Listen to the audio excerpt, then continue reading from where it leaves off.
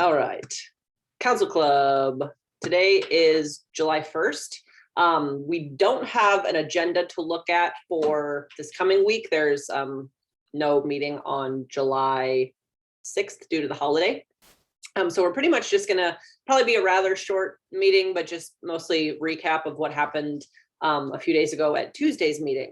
Because there's kind of a lot on the agenda and kind of a lot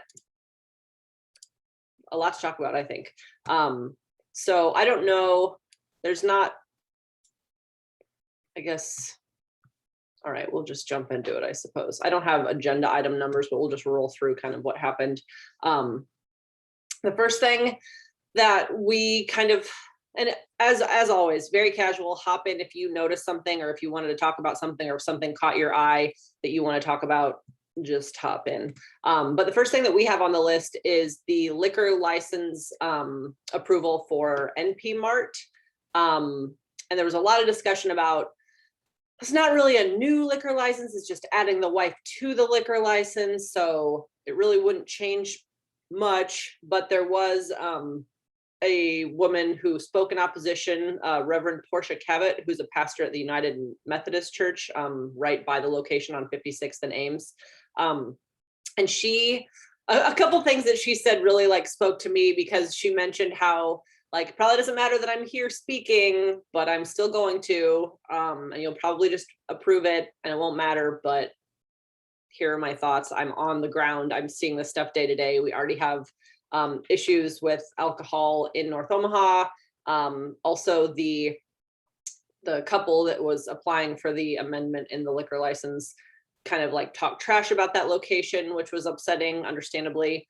And so it was a long testimony. That was the other thing we've kind of been noticing since Festerson's the new council president. He hasn't really been keeping time like Jerem used to. I feel like it used to be very much like 3 minutes and you're out. The lights were going out, you know, like it was a little bit different than it is now. Now, I think Scott timed it and she spoke for about 7 minutes. So over, yeah, more than double what normally is allowed. So part of it might just be because she is well respected in the community and, you know, he wanted to make sure she had a chance to say what she wanted, but it was just kind of interesting to note that timekeeping doesn't seem to be as much of an issue as it used to be with the previous council president. And you could see Festerson kind of like, okay, wrap it up. Like you could see, because probably couldn't see on the live stream, but since we were there in person, you could see him kind of rocking back and forth, like, I don't want to cut you off, but yeah, so maybe we'll start seeing lights, but yeah, she spoke for a while. Yeah. And then what ended up happening, which was kind of interesting, is Councilwoman Johnson accidentally voted against the motion to deny the liquor license. Like she, after hearing the testimony, said, you know, I'm going to, we've got more folks joining here in a minute. She mentioned that she wanted to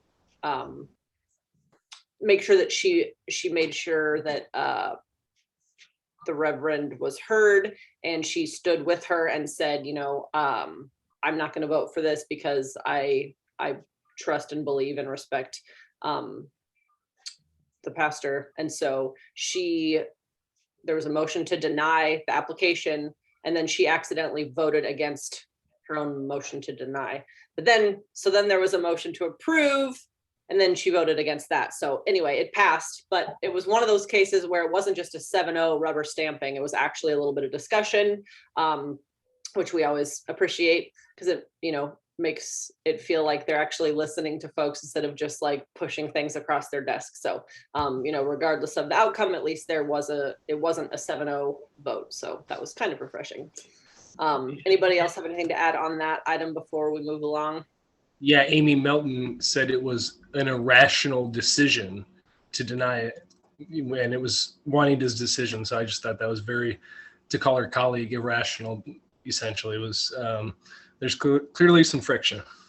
Yeah, there's definitely a lot of, new energy on the council, and it'll be interesting to see how that continues to play out.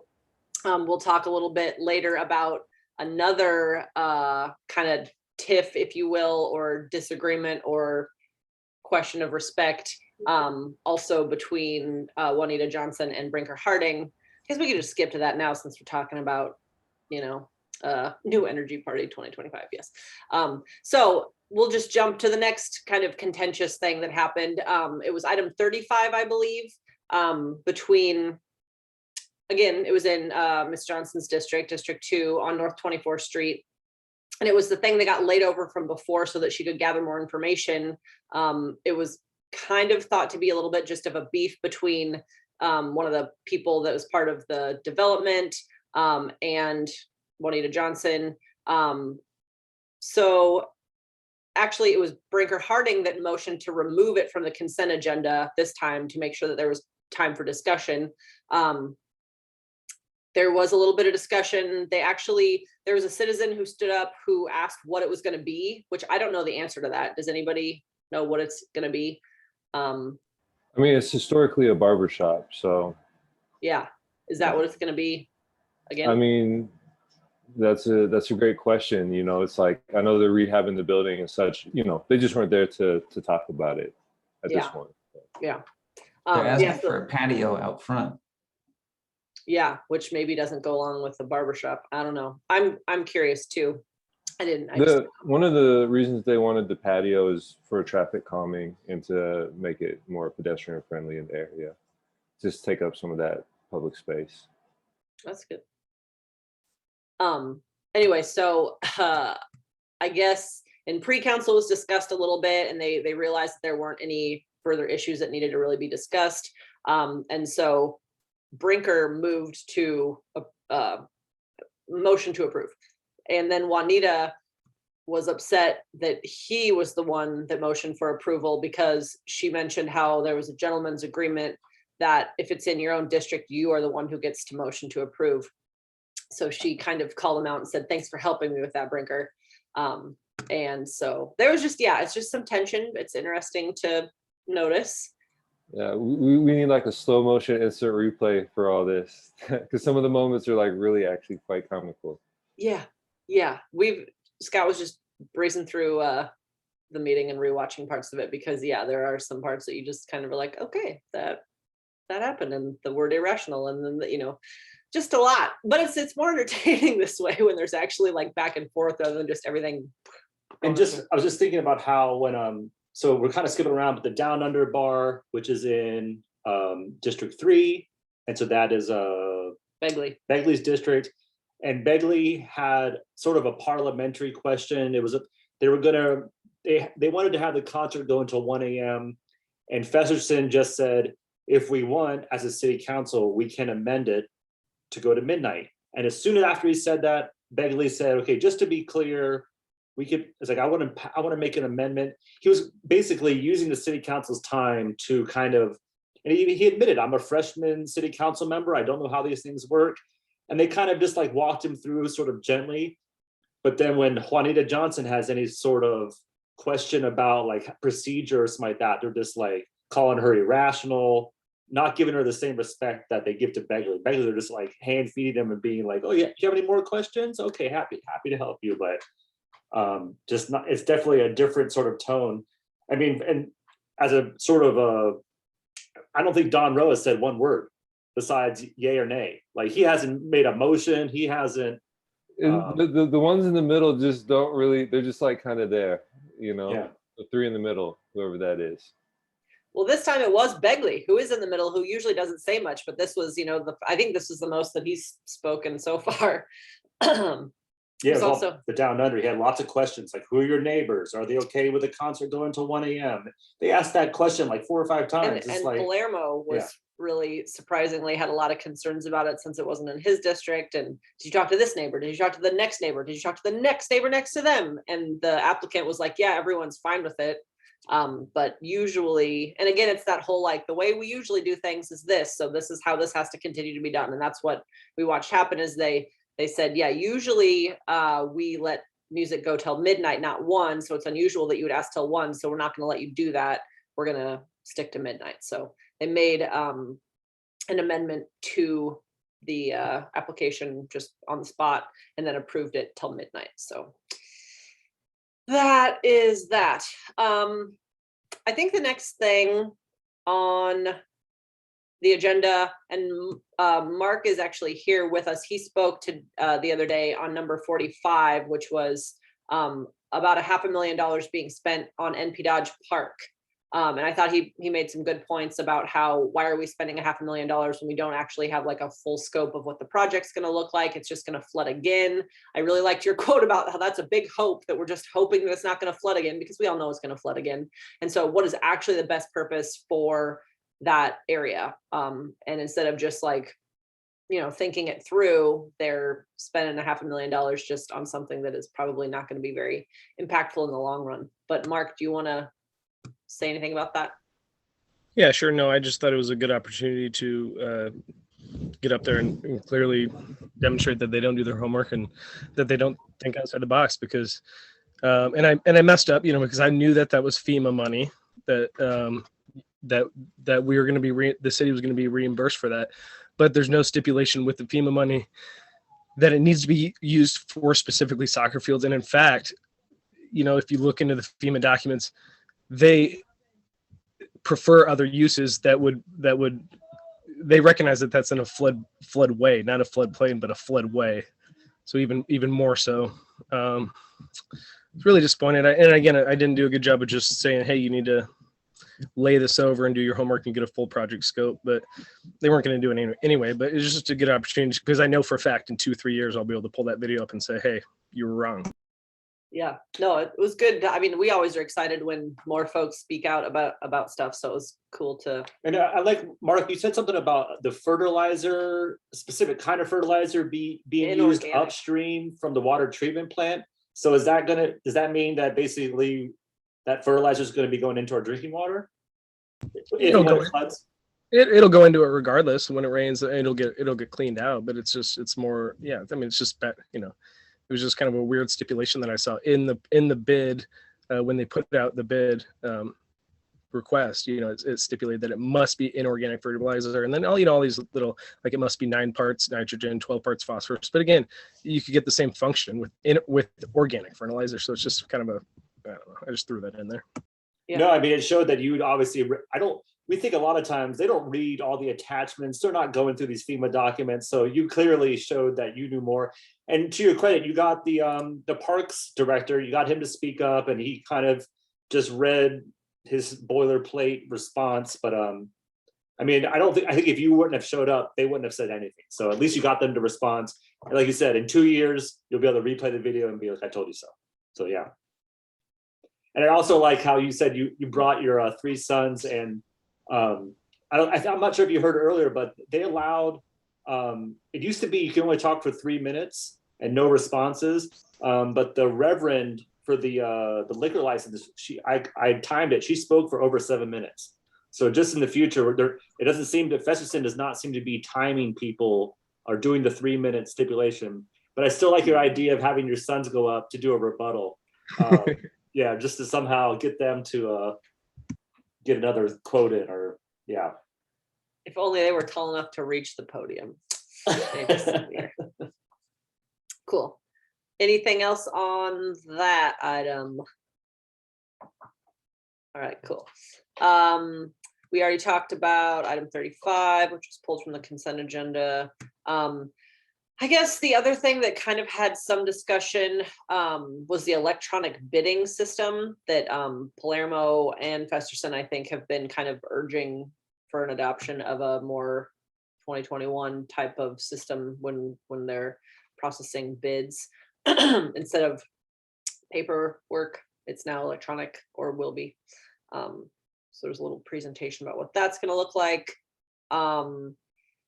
Number 53 was the proposed park rules amendments, which is laid over to the 13th. That was actually a layover request from the parks director. And he actually sent us meaning myself and Julie Harris. I'm representing Mode Shift Omaha, and Julie Harris is with Bike Walk Nebraska. And he has actually done a pretty good job at talking with us now. At first, we tried to prevent this all from happening when he sent us the first rules before it came to city council. We said, hey, we want to talk about trail hours, trails of transportation, blah, blah, blah. And he's like, no, they're fine. Brought it to council. We all gratefully pressured council. Thank you again to everyone who wrote or testified. And council said, yeah, we don't like this, let's lay it over and get it right.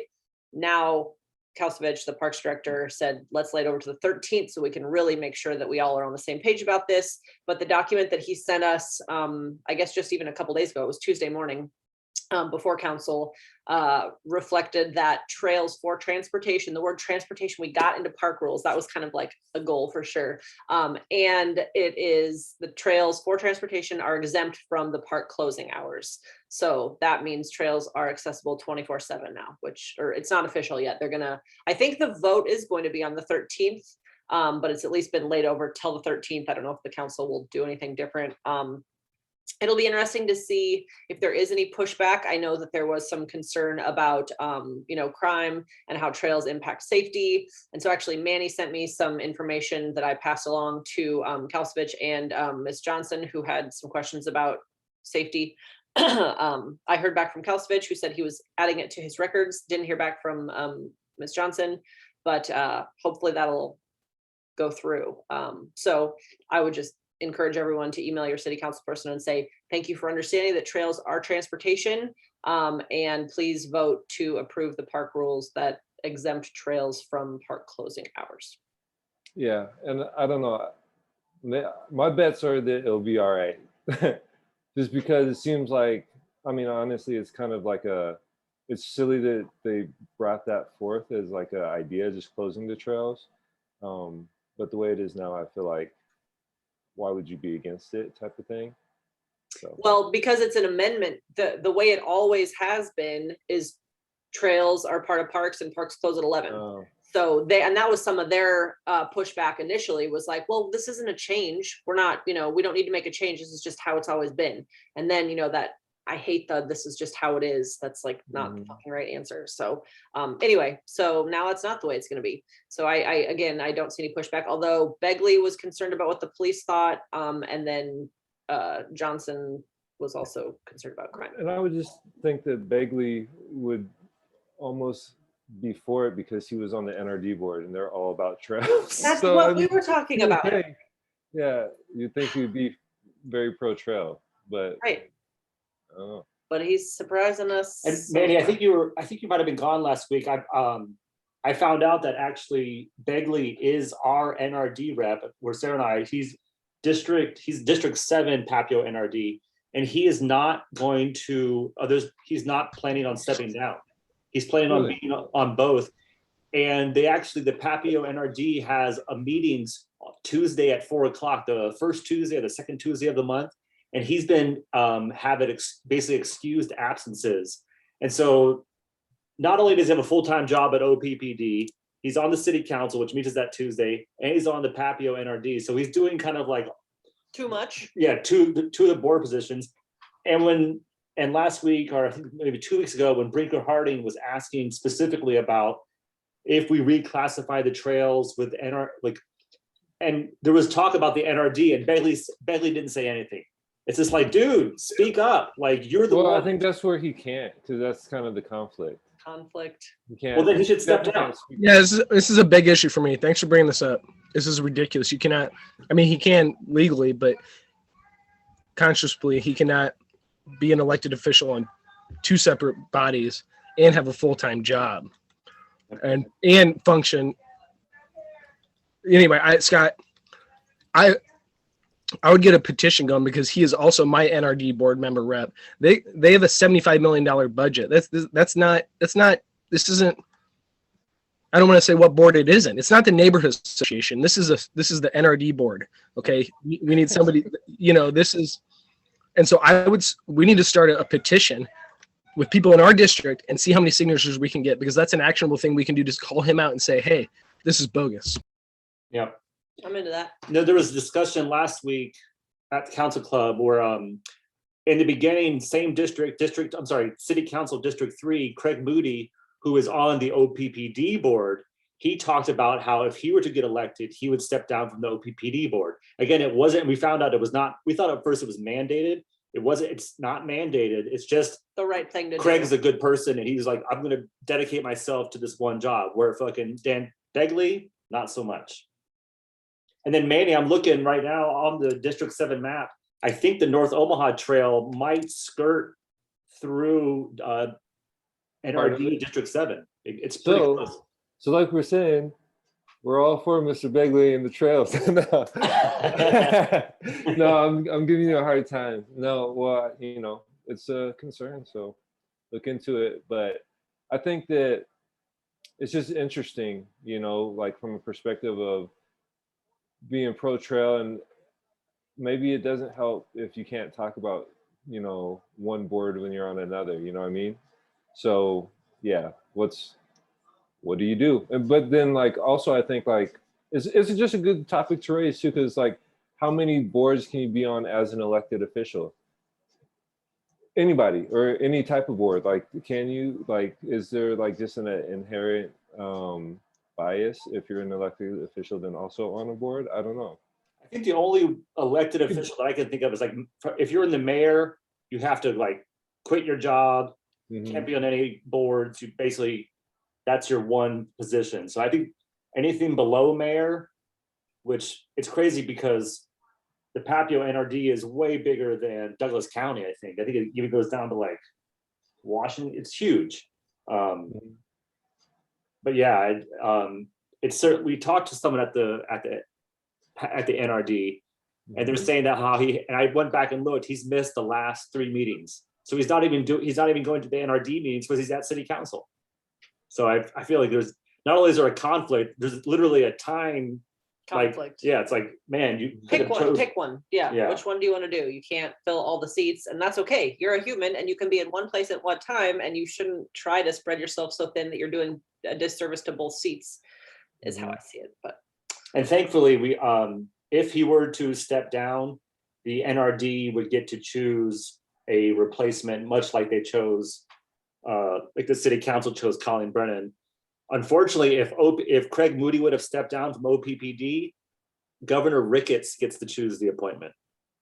And so that was a big problem. I had a hard time supporting Craig Moody. I'm like, dude, I didn't support Craig. you're heading, I know you're handing, well, no, that's sort of one of the reasons we said, hey, you can't do this. Like, you gotta Support Kami Watkins. Yeah. So much to talk about. But yeah, I think that is a good point. And I think that I mean, maybe it'll just be a point blank email. I have no problem just being like, hey, Mr. Begley, like, why are you doing both? I think a lot of folks are confused about this. I mean, I think before we do a petition, my thought is to just directly email him, and then that way he can't be blindsided. We don't know, but I would imagine he won't respond. Oh, which makes me want to bring up, I need to get the exact quote that Cindy, someone who lives in District 3, has been emailing Begley trying to get his response about some issue that she's having. She lives by the Furniture Mart, and there's like a parking lot issue that they didn't get the right, I don't know, it's a whole mess. So she, was mistakenly under the impression that she could email her city council person when she had issues, and they told her to stop emailing him, and that he's only there for legislative issues and he doesn't really deal with things like that. And I was just like, what the hell? Like, if you can't email your city council person, why are they there saying, I'm going to be here for you and I'm your voice and all? It's like, okay, are you though? Because when it really matters, you're going to tell us to go away. That's upsetting. I think hopefully Scott's going to figure out what exactly. You got it right, but yeah. So that was upsetting. Lots of reasons why maybe he could step down from city council. He clearly really likes the NRD. He could stay there, and then we could just like get Kami swooped in. Okay, Cindy says, after contacting my council rep, I was contacted by a staff assistant who told me that city council is only for legislative matters. Also told me not to talk to any secretaries or anyone except him, the staff assistant, and one city traffic engineer. Really? I thought our city council reps were there for us citizens since we vote for them to represent us. Yeah, bogus. That pissed me off. Anyway, they are what they want. And that's specifically dealing with the rerouting of Furniture Mart trucks behind Lowe's. They're doing construction on, I don't even know what street that is. Farnham. Oh, they're Blumpkin Drive. Yeah, Rose Blumpkin Drive. And rerouting it down Farnham. And they're specifically rerouting the trucks because they can't take a 90-degree turn, or it's even more, it's more of an acute angle. So they're rerouting it through Cindy's backyard, or right next to her backyard. So she has like intimate knowledge, and it never went before planning. It never went before. It went before the Administrative Board of Appeals, which she didn't have knowledge of. And I don't know if public testimony is allowed at that type of meeting. I don't know. We have a lot of questions as per usual, but They literally, I mean, I would imagine it's probably shaking her building that she lives in and has a business. and Farnham Street isn't supposed to accommodate 6-ton vehicles, and that's like the, you know, the huge semis that are going to the furniture farm. Anyway, it's a whole thing. And then I'm also thinking she maybe didn't want us to talk about part of it. Anyway, okay, well, we'll keep moving. While we're talking about trails, there was a woman who zoomed in to talk in opposition to scooters being allowed on the trails. And so I like her comment. I don't like her comment, but I thought her comment was interesting where she said scooters aren't accessible to handicapped people. yeah, it's like, that's actually definitely a device that people use. More accessible, Yeah. depending, you know, Yeah. but yeah. Anyway, There were a lot of points that she made where I was like, that's not really accurate. She was like, I'm on the trails all the time, and they're talking about how scooters are last mile transportation options, and the trails are longer than a mile, so that can't be right. I'm like, what? You're just not understanding this. well, I or the guess. comment, people don't use them for transportation. And it's like they obviously do because they go from one place to another. That's it. Yeah. Yeah. No, it's- I think, are you guys allowed to talk about spin? I mean, technically we aren't supposed to announce it yet, but we're going to be doing some data work with and data collection with Spin. I don't know. You know, I think scooters are dangerous and they could be improved. And while they are kind of pesky and not necessarily like my favorite mode, I do think it's important that we ensure that they are allowed to be used for transportation, because they are for some people. And so, yeah, it's a touchy subject, but Well, I think if you go to other cities, at least when I was recently in Kansas City, it's like they're just all people were using them all the time to get to places. Just like instead of definitely an alternative to a car, you Yeah. know, is Yeah. how it's being used. So, you know, it's not my thing either. But you know, different people, different strokes for different folks, or something like that. Exactly. different modes for But different. she went above, it's like not only shows. not transportation, it's not recreation, it's entertainment. Yeah. She's like, they're not even breaking a sweat, or it's not even Yeah, exercise. she was It's upset. literally just to like go fast and be rude. Like Yeah. it's a unicycle or something like that. You belong in a circus. Yeah, it was strange. It was a very passionate testimony. And so then the news interviewed me, and I made sure to specifically say, hey, and by the way, scooters are transportation, just so we're all on the same page. I've been watching people use scooters to get around UNMC. Yeah, Because it's so big. yeah, People are using scooters to get around campus. perfect. Wow. Yeah, And so they're not allowed on Creighton or UNO, but UNMC is not a college. Sure we are. Is it a college? Is it a college? Well, whether or not they're allowed, people are using them there, so. Well, no, so I feel like in UNO, they will literally turn off, although they'll go to like 5 miles. There is a red zone, a geofence. Yeah, I don't think there's a geofence around UNMC, so. yeah. I mean, good thing is it's a hospital, so when you break your leg, you can just walk Waddle into the ER. I shouldn't laugh about that, because that does suck. Naomi broke her leg because a scooter had a mechanical failure. So like, that's not funny. And then there was someone in town, I think for the World Series, like one of the first weekends that it was going, broke their ankle, compound fracture. That's gnarly. So like, they are kind of dangerous. And there is, you know, that continued discussion about like, where should they go? Should they be on the sidewalk? Should they be on the street? And, you know, the city's reaction to, oh, we don't want them to ride on the sidewalk, is to just be like, oh, okay, we'll just slap $100 fine on that. It's like, no, how about build infrastructure that is safe enough so that they are encouraged to ride in the street? But that would be way too. And Brian, do you see him on the sidewalk or the street? Riding, not parked. Sidewalks. Oh, there you go. And these are, I I assume think these it's are people with because, medical degrees that know better. No, I see people using them on the sidewalks because around here you can't trust the streets. People will gun red lights because they don't want to wait for one. Yep. You know, that kind of mentality. I think we should not allow cars anywhere because of that. You know, Yeah. because they're dangerous. Yes, I had a discussion with, I think I maybe even brought this up last week, but like I was picking up a mode shift stamp, and I had my helmet on, you know, and she was like, well, be safe out there. The drivers are crazy. And I was like, yeah. And then she's like, and do something about those scooters. Cause then I was like, oh, mode shift, full transportation, yada, yada.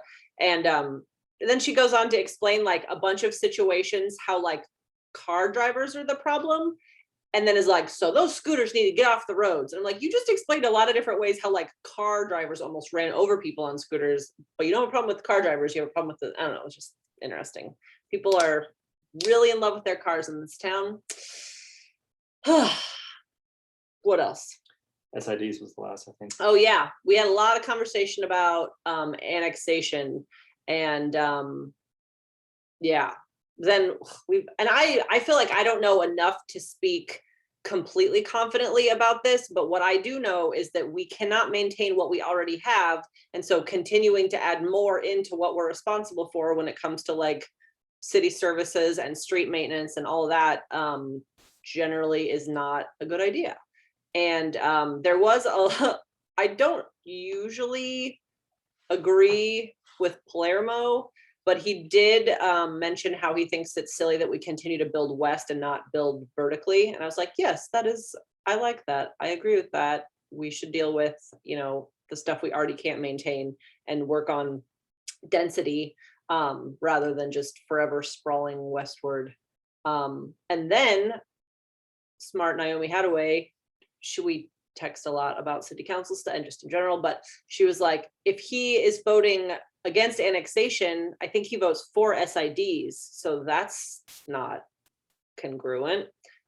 So I know, Brian, we've talked about like voting records in the past. That's something that I haven't had the chance to dig up, but when's the last time that he's voted against an SID? I don't know. Just be something interesting to dig into, perhaps. Yeah, if you want, I can start looking at the past, but I've only really looked from 5 weeks ago to now. Yeah, and whatever you want to do is the right answer, but that's just a And so- question that we thought about. Is annexing only happens once a year? They said that like they basically do an annex package every year. This is a rather small one, but SIDs happen all the time. I don't know the answer to that. Yeah. Does anybody? So That's I right. believe the way it works is if someone wants to develop a SID, is that they go actually to the county, because usually the SID is outside of the city limits, So city council wouldn't be voting on it. Interesting. Okay. There's that, but I believe if it's in the city's extraterritorial boundaries, right? However, I think it's 3 miles outside of the actual boundaries or something like that, maybe 2 or 1, I don't know. Then I think then it goes past council because it's within its jurisdiction. So then you would vote on that at that time. So I think, yeah, it's like a Mark's development. nodding. Sound checks out as far as you know, Mark. Cool. What were you gonna say? No, we were just going through, they had an interesting chart that was in a square and it had revenue going this way and city, the cost to the city. And it was basically property taxes is what we gain, but then we take on the burden of sewer, police, fire, and road maintenance. And that they seem to, and trash, and that they seem to only, they only focus on the 10-year plan. And Sarah was reading the agenda and noticed that 2 out of the 3 were net neutral. No, I'm sorry, net Negative. Yeah, net it was a negative, meaning that loss. it was going to loss. It was going to cost us money to annex 2 of the 3, and then they roped in another one to make it worthwhile. Yeah. And Palermo pointed that out during the meeting too. He's like, I know you're just doing what your boss says, and so you did it, so good work, but like this is kind of a scam. And I was like, yeah, I agree with you. But I don't know.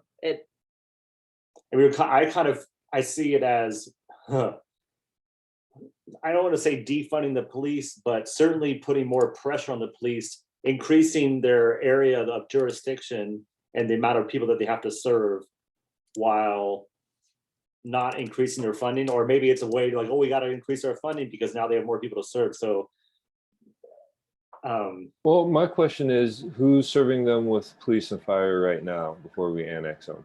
That's what we were talking Nobody. about. They're just not. There's just no man's land out there. Is that what's happening? They send like the county sheriff instead of the city, like, and then if you're calling 911, are they like, oh wait, I like got to make sure that I send the right, I don't know. Yeah, it's complicated. Something else that was on the agenda, I think it was this time, was how something really complicated about Elkhorn and the fire department. I don't know if anybody else caught that. Again, it's in like the attachments, but they were changing the way that the fire station was like the fire response was handled and who was getting taxed and whether it was a reimbursement. So it already sounds really complicated with fire, even when they are annexed, because Elkhorn has been annexed by Omaha, but their fire, I don't know. So it just, the more I dug into it, the more I was just like, I have no idea what I'm even talking about at this point. It seems very complicated, but I do know that we cannot sprawl forever and act like it's fine. That's like that's the one thing that I do feel like I know about annexation. And one of the things that I think Strong Towns was pointing out with that their Ponzi scheme blog was that the 10-year is short. The only look at annexations within 10 years is short-sighted. That the infrastructure is always aging, and that in 25 years, then the big ticket items is going to come due, and that it's not going to be worth it for the amount of property taxes that we're going to be getting. You're just kicking the can down the road, Yeah. basically. You can say, oh, it's profitable and it's like a net, gain right now, but that's not. And then you brought up how Portland sort of They Yeah. disincentivized sprawl by like, basically, and correct me if I'm saying this incorrectly, but I think that anybody who wants to develop outside of their interstate ring, they have to pay more. There's like, it's harder to build farther away from the city center, which I think is smart, because if we just continue to allow and incentivize greenfield development and just like sprawl forever, there's nothing sustainable about it. All right. And yeah, we should be focusing on the city we already have, and and again, density is good, and keep building up on the improving on the roads we have instead of adding 3 more. Like Sarah pointed out, that it's only 3 lane miles. It's just like we got 3 lane miles in Omaha that are already crumbling. Like we don't need to be adding 3 more that just because it's only 3 makes it sound like it's no big deal. Like, And when it's only 3 and only 3 and only 10 and only 5, then before you know it, it's a whole lot, and we already have terrible streets, so we can't. I feel like if it's that worth it, just make the developers pay for it. Yes. That's what I think Portland does. Like if it's beyond a certain point, it's like, okay, if you want to do this, the city's not helping you out. Like that's on you. And then obviously it curbs the amount of development. Omaha will never do that. but then I was also looking at the map, and one of the reasons I think Palermo might feel the way he feels is that District 4 has no, I call them Swiss cheese, or they call them islands. Like Boys Town right now sticks out like a sore thumb. On District 6, there's just a hole in the city of Omaha. I don't know, they have their own, you think they have their own city council or their own? Not city council, but they have their own like governing board. Oh, the SID basically board. And SID boards are another thing. It's so complicated, and there's so many. But District 4 has none of those, and they're bordered by, is it Papillion or Bellevue to our south, which we're not annexing to the south.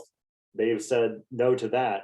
But then you look at District 1, Festerson District, up by Fort, inside the 680 loop, there's a giant Swiss cheese hole that is not part of any district. It seems like, That's technically District 8, right? yeah, It's like, District 8, yeah. not which, obviously there's not a representative for District 8. It's kind of. And I looked up the current OPS school president. I forget, it's not Cheryl Logan, that's the superintendent, but the school board president lives in that Swiss cheese hole. So she's on it's somehow in OPS district, but not in city council district, and not in Omaha, in Douglas County. It's like, I feel like there are some islands left in Omaha that make sense, but these are the ones that are currently in the annex package are way out west. I think 150th, 160th.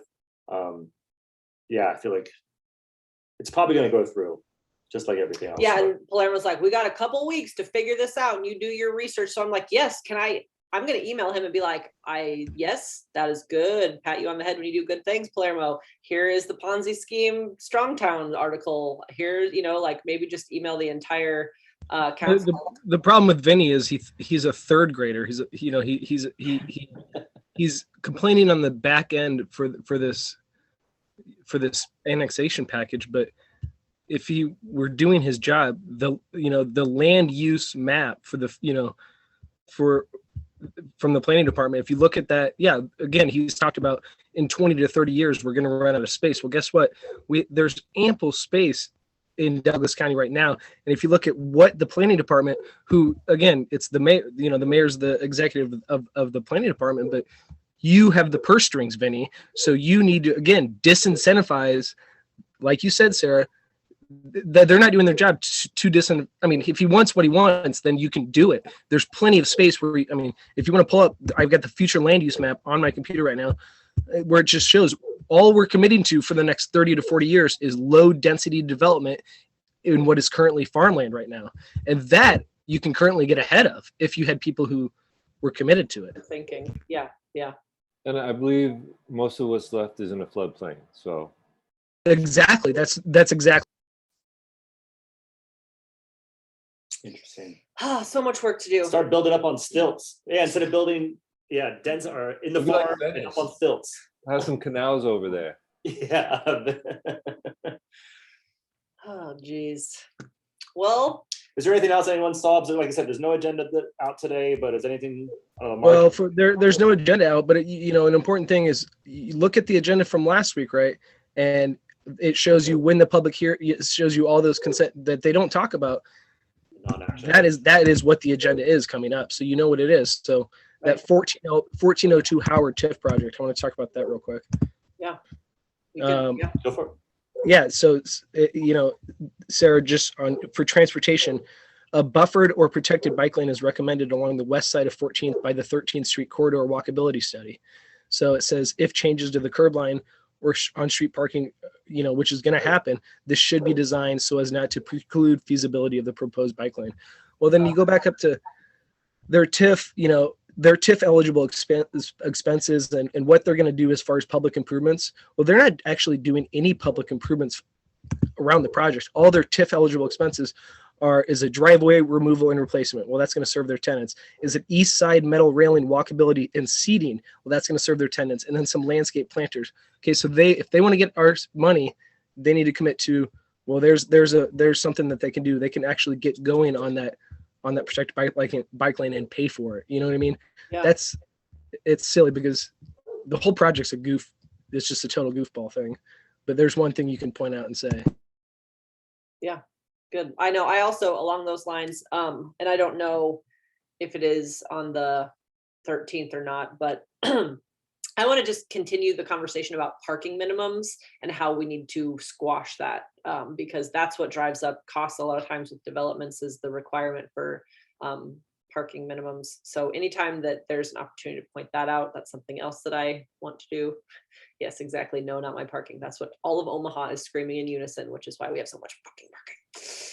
I love how Miss Melton complained that she had to park 3 blocks from somewhere in Blackstone. Yeah. 3 blocks? Oh Right. no, did you live? I know. Yeah. Just, I don't know if anyone's ever been outside of Omaha. It's like, have you been to like even Chicago or like Kansas? I mean, any city, which Kansas City's not even like bigger really than we are, but it feels bigger because it's built differently. I don't know. Yeah, it's bonkers how everyone's so addicted to their cars and their parking spots. And I like to reframe it as we don't have a parking issue, we have an entitlement issue. And until we like really address that and try to shift the culture, it's not going to be Yeah. sustainable either. I feel like some people just don't have anything good to talk about, and that's easy. Is Yeah. my parking. It's like, Yeah. what? So I lived in San Diego and I've lived in New York. And there, I don't really have a problem with walking. It's an enjoyable city. It's not all the greatest, but there's a lot of places in New York. I used to walk across Central Park in the morning to get to work because it's there.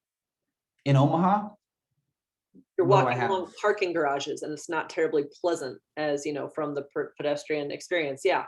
And so we Yeah. should ask Councilwoman Melton how much fun it'll be to just add another, well, I mean, yeah, ugh, none of it matters. That's not if we true. really worked on how Omaha looks, Yeah. because our And the pedestrian aesthetics is not a strong point. Yeah, we kept seeing, we would be driving down to the bike corral or even riding down to the bike corral at the College World Series in front of the baseball park. And you see people walking basically from the baseball village kind of towards the old market. And there's nothing in between there. There's like a Union Pacific or A parking garage. a parking or the Omaha World Herald printing press. And like you just see them and like I almost wanted to be like, are you lost? Where are you going? Like, what Yeah. are you doing? Like, and they had their baseball hats on, so you could tell they're from out of town. It's just like there is nothing for you here. Like you're here for the baseball game. Like, why would you leave Baseball Village? Like, there's nothing for miles. Yeah, it's like a vast. And then you get to the old market and they're just like, oh, I better have a parking space right out front. Good times. Well, I think unless anybody else has anything specifically to say, I'll stop recording. Any final thoughts? I was just gonna say that ride we did with Manny was awesome. The Oh, Just yeah. ride was on the Juneteenth ride. Oh, That was super thanks. cool. I like the route we took. Right, we went right by the stadium. I feel like we were. Oh yeah, we went through it. We bent the rules. I was wondering. Skydive. Yeah, there was one part that said "Do not enter," and it was Yeah. like, We exited that part, so it's all good. oh, okay. Yeah. But I thought that was so great. I mean, I feel like the city of Omaha and the College World Series should have thanked you, being like, thanks for showing off what a cool, vibrant city we have, and the bike, and then B Cycle. I know that I don't know if they donate all the bikes. Oh that yeah, night? yeah. They support Yeah. it. So that was great advertisement for them, and just showed how cool our city is. And I think for people that aren't from here to see how many people, there's probably 100 people that rode that night. It might have felt like that, but it was probably more like 50 or 60. Okay, yeah, it definitely felt. It was, Well, it could have. Well, there's some kids too that were there, so yeah, it was up there. yeah, it was a good turnout, and I think it just a great route, awesome route. Oh, thanks. Well, we'll do it again. Yes. Totally. We Okay, should do cool. it with city council. I've totally thought about that before. Like, how can we get them to understand some of these conversations, you know? They And don't know how to ride a bike. Some of them don't know how to ride a bike. The So mayor's ride. I was on the last mayor's ride where maybe we should go offline on this one, but Yeah.